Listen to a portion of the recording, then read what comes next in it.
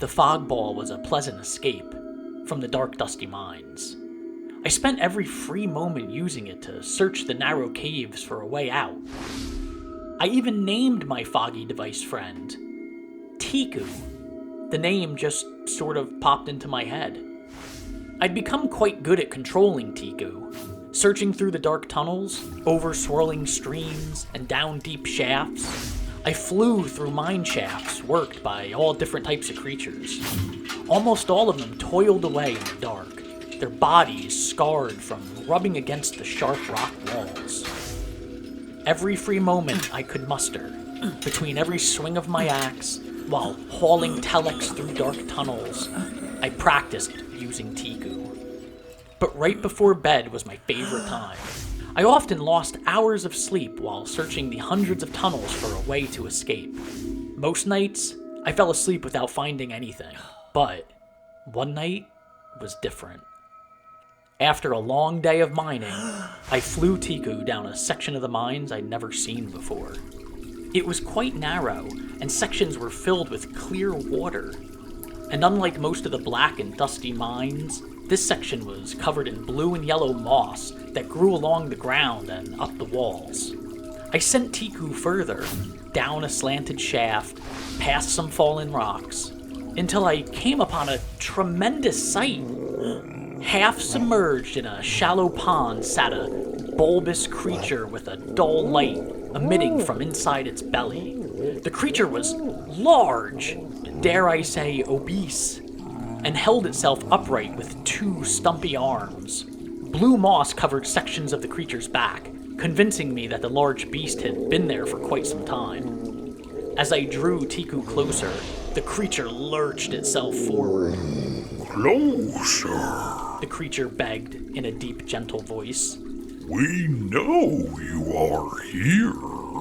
I flew Tiku a bit closer to the creature's head. Do not fear. We can show you a way out. I flew Tiku around the room, checking for any Taranka guards, but all seemed clear. Please help me escape, I said out loud, but speaking through Tiku didn't work. Closer. The creature's eyes shifted wildly. We blocked the way out. We are stuck in it. I flew Tiku closer to the pond that the creature sat in. It was true. The creature was trapped inside a large hole, blocking the water from escaping. We have been here a long time. Taranka came, dug up home. We fled, got stuck. The creature shoved itself upward in an attempt to break free, then slumped back into its resting position. Come back where we can see you.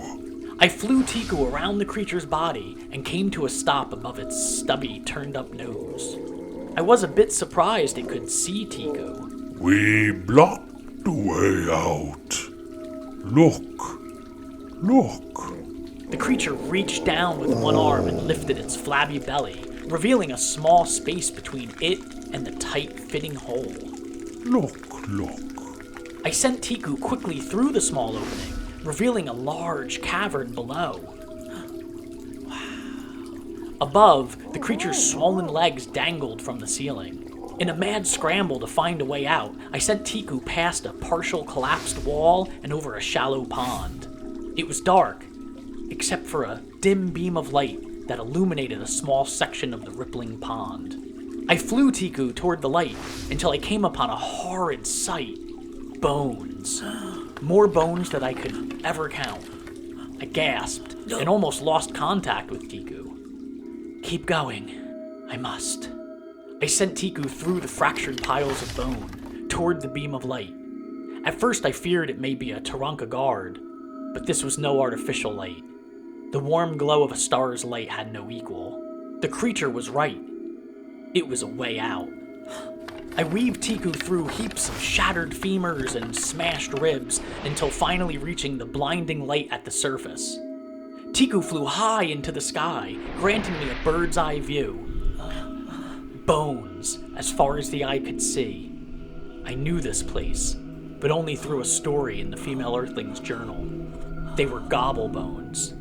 I was on Fen. I flew Tiku over the rocky terrain until a creature caught my attention. It was the scarred Taranka.